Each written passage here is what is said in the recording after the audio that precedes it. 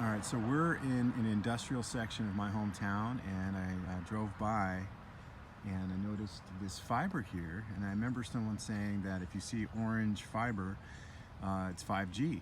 And so I know this is the section that got approved at the city council to roll out the fiber that can be used for 5G and will be used for 5G. So I went and talked to these guys down here, and I said, "Do you know what that fiber's for?" They said it's a conduit for 4G.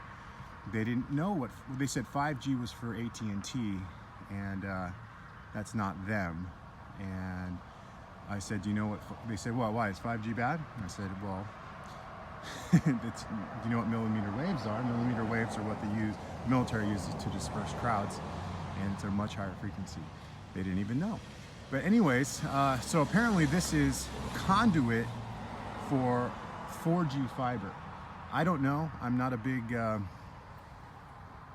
technical guy when it comes to this stuff.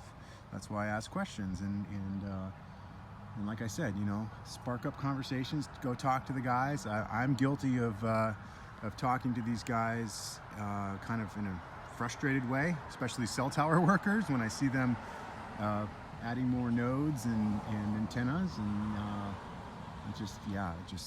but anyways, so I was nice this time, and they just said that's conduit, but I believe a lot of towns are rolling out this conduit that will be used for the fiber, that will allow for the fiber installation of 5G, and I was told to look out for the orange stuff. So that's my take today. Stay vigilant, ask questions, talk to these guys, ask what they're installing and if they know anything about 5G, and if they don't, educate them.